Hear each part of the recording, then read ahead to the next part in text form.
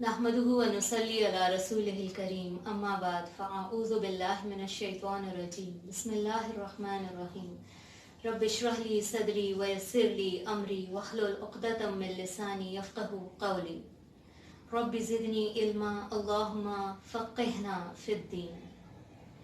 अस्सलामु अलैकुम व रहमतुल्लाहि व बरकातुहू। आज एक बहुत ही अहम और ख़ास मौजू के साथ बड़े अरसे बाद आपसे मुलाकात हो रही है। इस गैप के लिए बहुत माजरत। अल्लाह सुब्हानहू व तआला कुरान में इरशाद फरमाते हैं, या अय्युहल्लज़ीना आमनुत्तक़ुल्लाह वक़ूलू क़ौलन सदीदा युस्लिह लकुम अअमालकुम व यग़फ़िर लकुम ज़ुनूबकुम। सूरह अहज़ाब आयत नंबर 70 है ये। इसमें अल्लाह ताला इरशाद फरमा रहे हैं, ए लोगों जो ईमान लाए हो, अल्लाह से डरते रहो, अल्लाह का तकवा इख्तियार करो और बात करो साफ और सीधी सच्ची। मैं तुम्हारे लिए तुम्हारे आमाल को दुरुस्त कर दूंगा। युस्लिह लकुम आमालुकुम, इस्लाह कर दूंगा तुम्हारे लिए तुम्हारे मामलात की। फिर इरशाद फरमाया, न सिर्फ मामलात की इस्लाह करूंगा बल्कि यग़फ़िर लकुम ज़ुनूबकुम, मैं तुम्हारे लिए तुम्हारे गुनाहों को भी बख्श दूंगा। कितना बड़ा वादा है, कितनी बड़ी खुशखबरी है। किस चीज पर?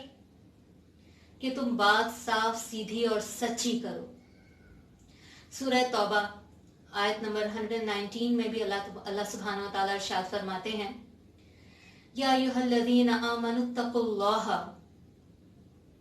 व कूनू मअस-सादिक़ीन। ऐ लोगों जो ईमान लाए हो, अल्लाह का तकवा इख्तियार करो और सच्चों के साथ हो जाओ। सहाबा कराम कहा करते थे कि ए झूठ तेरा सत्यानाश हो, कि तेरा जिक्र अल्लाह सुब्हानहू व तआला ने बुतों की नापाकी के साथ किया है। अल्लाह ताला कुरान में इरशाद फरमाते हैं एक जगह पे कि बुतों की नापाकी और झूठ से बचो। इसी तरफ सहाबा कराम का इशारा था। अरब हम सब जानते हैं कि नबी सल्लल्लाहु अलैहि वसल्लम की बासत से पहले कोई बुराई ऐसी नहीं थी जो उनमें ना हो, सिवाय एक के। अरब ये नहीं जानते थे झूठ क्या होता है। वो झूठ को गाली से भी ज्यादा बुरी चीज समझते थे। अपने लिए मर जाना पसंद करते थे, सर कटवा देना पसंद करते थे, कत्ल कर देते थे या कत्ल हो जाते थे, लेकिन झूठ नहीं बोलते थे। और इस एक क्वालिटी की वजह से अल्लाह सुब्हानहू व तआला ने उन्हें अपने दीन के लिए चुन लिया। नबी अकरम सल्लल्लाहु अलैहि वसल्लम की शान मुबारक भी क्या थी। लोग उन्हें क्या कहा करते थे? सादिक और अमीन। आप सल्लल्लाहु अलैहि वसल्लम की हदीस मुबारक है, आपने इरशाद फरमाया कि एक शख्स जब सच बोलता है तो उसका सच उसे भलाई, नेकी और कामयाबी की तरफ ले जाता है, और यही भलाई उसे जन्नत तक पहुंचा देती है। और वो मुसलसल सच बोलता रहता है, यहाँ तक कि वो अल्लाह के दरबार में सादिक लिख दिया जाता है। कितने बड़े ऑनर की बात है ये कि अल्लाह के यहाँ हमारे बारे में ये अल्फाज लिखे जाएं। गुड बुक्स कहते हैं ना कि हम किसी की गुड बुक्स में होना एक बड़ी शान की बात है, तो कोई अगर अल्लाह की गुड बुक्स में आ जाए तो क्या ही बात है। फिर इसी तरह आपने आगे इरशाद फरमाया कि कोई शख्स अगर झूठ बोले तो उसका झूठ उसे बर्बादी और गुनाह में धकेल देता है, और उसके गुनाह उसे जहन्नम के गड्ढे में गिरा देते हैं। और वो शख्स मुसलसल झूठ बोलता रहता है, यहाँ तक कि वो अल्लाह के दरबार में कज़्ज़ाब यानी झूठा लिख लिया जाता है। तो झूठ बोलना और सच बोलना ये इतने बड़े दर्जे की नेकी है कि ऐसे ही तो नहीं अल्लाह ताला ने ये वादा कर लिया ना हमसे कुरान में। अभी जो मैंने आपके सामने सूरह अहज़ाब की आयत नंबर 70 की जो तिलावत की और उसका तर्जुमा पढ़ा कि अल्लाह का तकवा इख्तियार करो और साफ और सीधी सच्ची बात कहो। क्योंकि ज़ाहिर है जब आप साफ और सीधी सच्ची बात करते हैं तो क्या होता है, आपको कभी कभी बहुत सख्त किस्म की ऑपोजिशन का सामना करना पड़ता है। आपको बज़ाहिर लग रहा होता है कि मेरा नुकसान हो जाएगा, मार पड़ जाएगी, या जो भी ऑपोजिशन आपको फेस करनी पड़ेगी। कि सच बोलेंगे तो ज़ाहिर है सच की कीमत अदा करनी पड़ती है। झूठ बोलना बज़ाहिर वक्ती तौर पे तो बहुत आसान लग रहा होता है, लेकिन وہ ہمیشہ کے لیے آپ کی عزت کو دوسروں کی نظروں میں ختم کر دیتا ہے.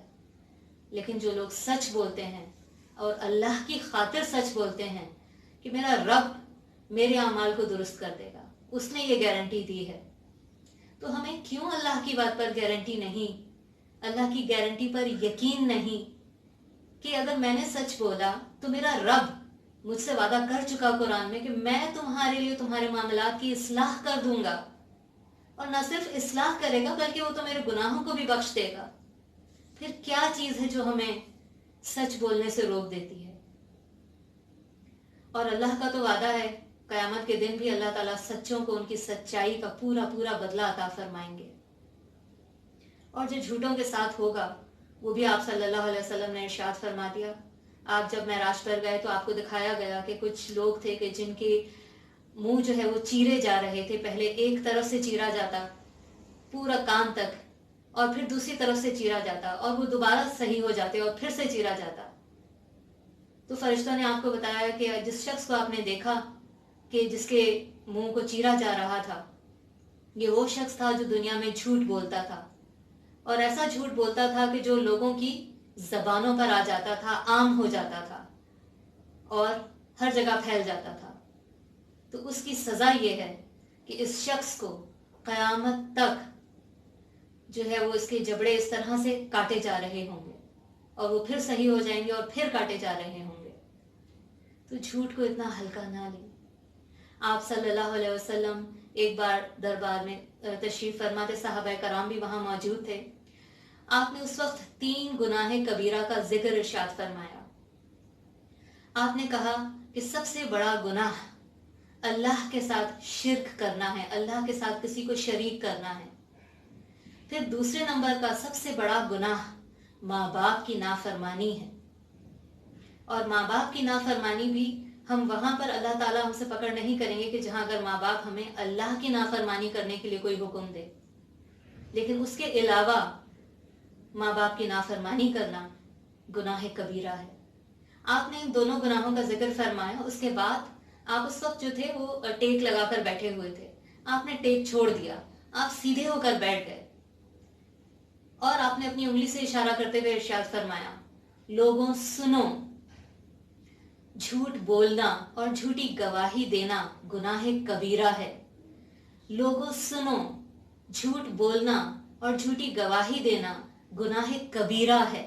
اور آپ مسلسل اس بات کو دہراتے گئے یہاں تک کہ صحابہ کرام دلوں میں یہ تمنا کرنے لگے کہ کاش نبی اکرم صلی اللہ علیہ وسلم اب خاموش ہو جائیں.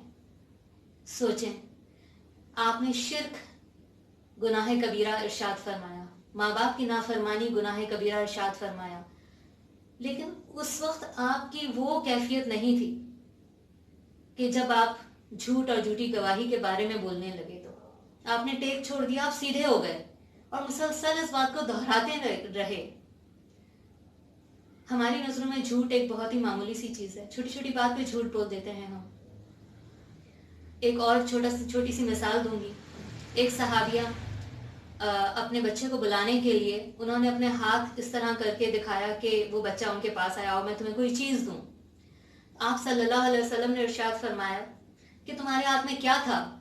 تو انہوں نے کہا یا رسول اللہ کھجور تھی جو میں اسے دینا چاہ رہی تھی، اس لیے بلا رہی تھی میں.